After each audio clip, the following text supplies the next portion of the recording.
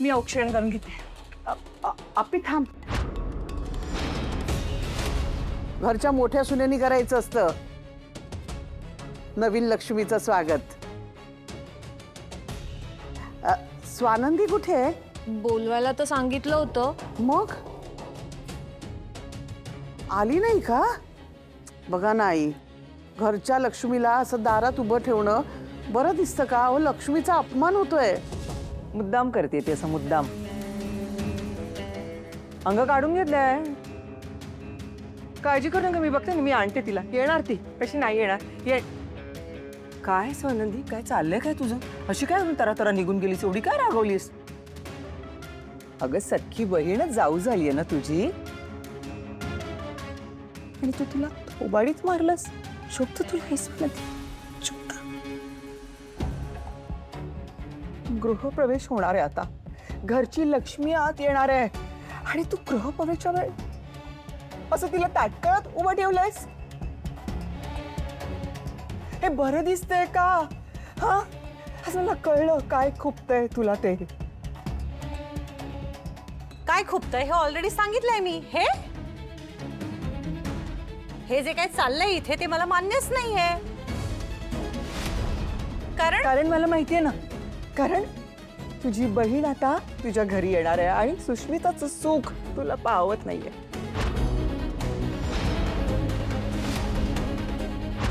आज आम्हाला दिसली तुझ्या मनामध्ये खरी काय भावना आहे ती, किंवा तू आम्हाला दाखवून दिलीस. काय काय बोलतेस तू आई? तुझं तुला कळतंय का? कुठली कुठली भावना? सावत्रपणाची भावना.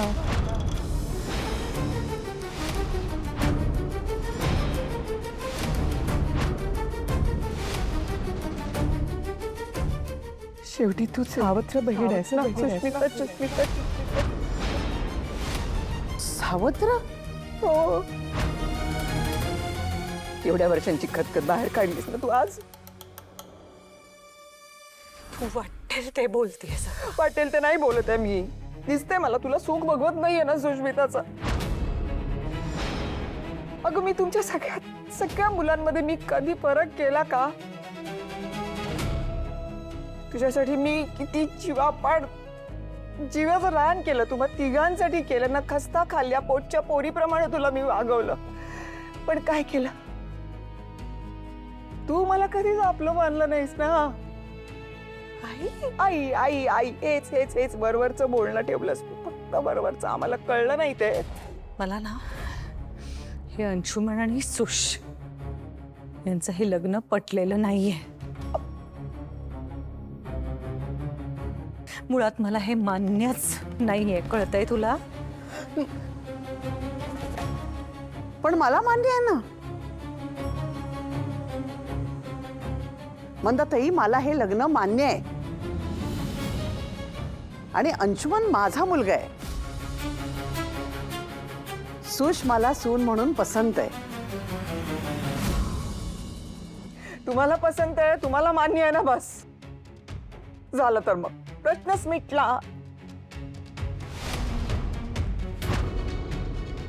आजी, खरं ना मान्य. अहो बघा ना, तुमची सून दारात लक्ष्मीच्या रूपानं उभी आहे, तिला आत घ्या. तो आनंदी तर ऐकत नाहीये, पण तुम्ही तरी ऐका ना. समजावा ना तिला, तरी समजावा ना. नंदू, अर्पिता, औक्षण कर. हो आजी.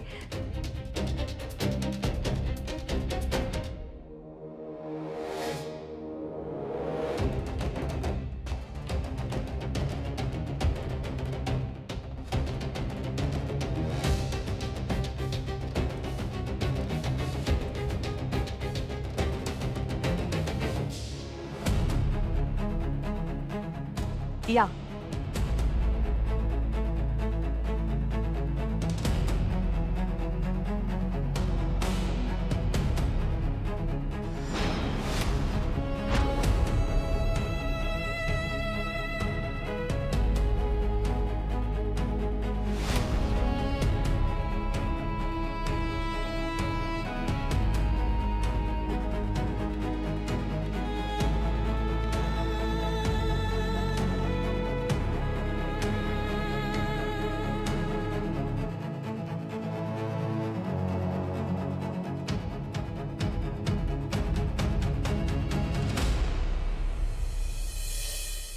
आवडलं ना घर? हो अगदी पॅलेसच आहे. आणि या पॅलेसची तू क्वीन आहेस. आणि या क्वीन साठी एक गंमत आणली आम्ही. अप्पी दाखव. ज्वेलरी माझ्यासाठी. थँक्यू काकू. काय म्हणालीस? काकू काय म्हणते? सासूबाई म्हण, सासूबाई आहेत त्या. थँक्यू सासूबाई. राजवाड्यांची सून आहेस तू. दागिने नसतील तर कसं चालेल? हम्म? अप्पी हो चल ट्राय करूया. मंदाताई या बसा बसा. इकडे बघा. हे खास तुमच्यासाठी. माझ्यासाठी?